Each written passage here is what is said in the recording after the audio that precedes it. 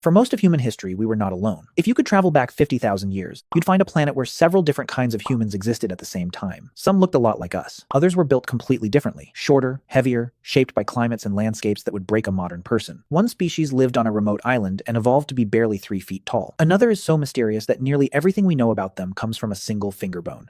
And then there was us, Homo sapiens. Today, we are the only human species left, not because we were the strongest, or the smartest, or the ones who'd been here longest, just the ones who are still here. Which raises a question that doesn't have a clean answer. What happened to everyone else? What actually happened was slower and messier. To understand how that played out, you have to start with the species that lasted the longest, which is Homo erectus. Homo erectus showed up around 2 million years ago. And to put that number in perspective, everything modern humans have ever accomplished, every city we've built, every war we've fought, every language we've spoken, all of it fits inside the last few thousand years. Homo erectus was on this planet for a stretch of time so long that our entire history looks like a footnote next to theirs. Their bodies were the first to look recognizably human. They have long legs, shorter arms, a frame designed for walking and running over open ground. They were almost certainly the first human species to leave Africa and spread into other parts of the world, which means they figured out how to survive in environments they'd never evolved for. Their brains were smaller than ours, but significantly larger than anything that came before them, and they developed stone tools that barely changed over hundreds of thousands of years. That sounds like a lack of imagination, but it's actually the opposite. What they made worked so well that there was no pressure to improve on it, but by their final chapter, the world had left them behind. Their last populations ended up on the island of Java in Indonesia,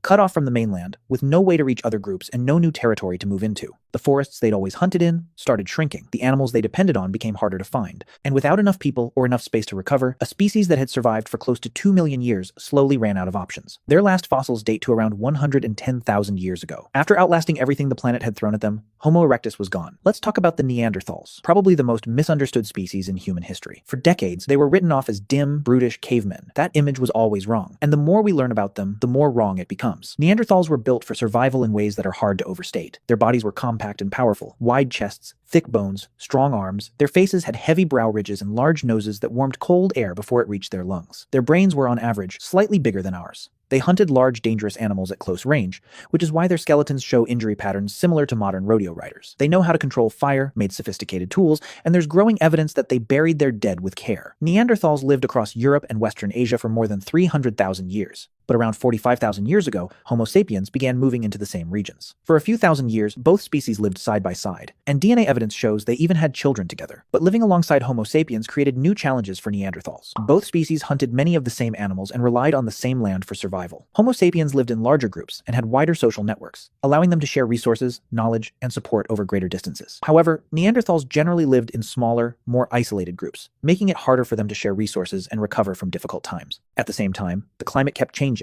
Cold periods and warmer periods constantly reshaped the environment, making survival even more difficult. Neanderthal populations became smaller and more isolated, and their DNA shows very low genetic diversity, suggesting their numbers were already declining.